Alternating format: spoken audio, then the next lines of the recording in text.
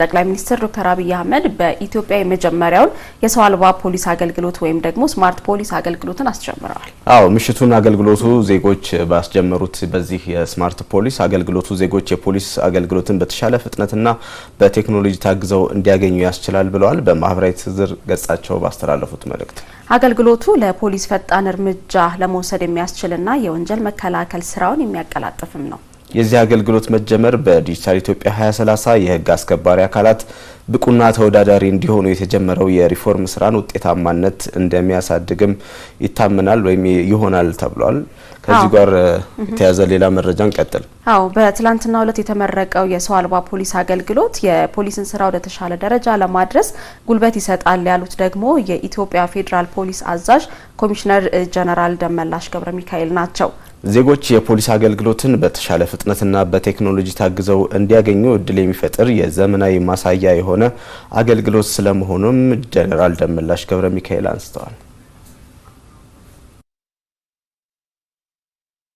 የፖሊስን ሰርቪስ ወደ ዲጂታላይዝ የማድረግ እና ህብረተሰቡ በነጻነት ወይንም ምንም አይነት ጫና ሳይደርስበት በቀላሉ የሚፈልገውን መረጃ የወንጀል ኬዝ ሊሆን ይችላል፣ የተለያዩ አክሲደንቶች ሊሆኑ ይችላሉ፣ ትራፊክ ኬዝ ሊሆን ይችላል። እነዚህን ኬዞች በቀላሉ ለፖሊስ ማድረስና መድረስ የሚችልበትን ስርዓት ነው የፈጠርነው።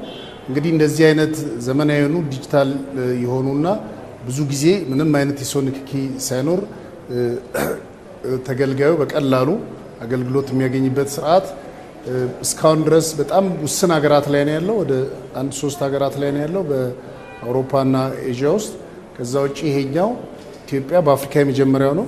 እንዳጠቃላይ ደግሞ ሲታይ በስማርት ፖሊስ ስቴሽን የአራተኛው ኢትዮጵያ ውስጥ የተከፈተ ነው ማለት ነው። አገልግሎቱ ዜጎች ራሳቸው እንዲያስተናግዱ ሆኖ የቀረበ በመሆኑ ለትራፊክ አደጋና ወንጀል መከላከል ስራው ከሚኖረው ትርጉም ያለው ሚና ባለፈ በፖሊስና ማህበረሰቡ መካከል ያለውን መተማመን ለማጠናከርም ያስችላል።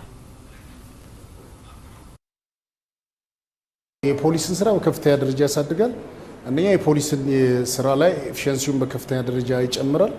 ሌላኛው ህብረተሰቡ ጋር ግልጸኝነትን ያሰፍናል። ምክንያቱም ህብረተሰቡ ፖሊሳዊ አገልግሎትን ለማግኘት አንዳንዴ የሚቸገርበትን ስርዓት ኬዙን ነግሮ ኬዙን መከታተል ብዙ ጣውረዶችና የማይመቹ ነገሮች ስላሉት እነዛን የማይመቹ ከሰው ጋር ያለውን ንክኪና ምልልስ በቀላሉ ስለሚያስቀር ግልጸኝነትን ያረጋግጣል። እንደዚሁ ደግሞ ለፖሊስም ፈጣን እርምጃ ለመውሰድ ይረዳል። ምክንያቱም ቴክኖሎጂ ሲደርስ በቀላሉ አመራሩም ጭምር መረጃው ስለሚደርሰው ቶሎ ውሳኔ ያስተላልፎ ቢፈለግ ወንጀለኛ ካለ የጠፋ ነገር ካለ ወይንም የደረሰ ጉዳት ካለ ፖሊስ ቶሎ ደርሶ ያንን ችግር መፍታት የሚችልበትን እድል ይፈጥራል። የሀገሪቱን የዲጂታላይዜሽን ጉዞ የሚደግፍ የከተሞችን ዘመናዊነት የሚመጥን የፖሊስ አገልግሎት ለማቅረብ ከሚደረጉ ጥረቶች አንዱ የሆነው የሰው አልባ ፖሊስ አገልግሎት ብቁና ተወዳዳሪ የፖሊስ ተቋም ለመገንባት ያስችላል ብለዋል ኮሚሽነር ጀነራል ደመላሽ ገብረ ሚካኤል። በትልቁ እያደገ ነው። እንደምናየው አዲስ አበባ የቱሪስት መዳረሻ እየሆነ ነው ያለው።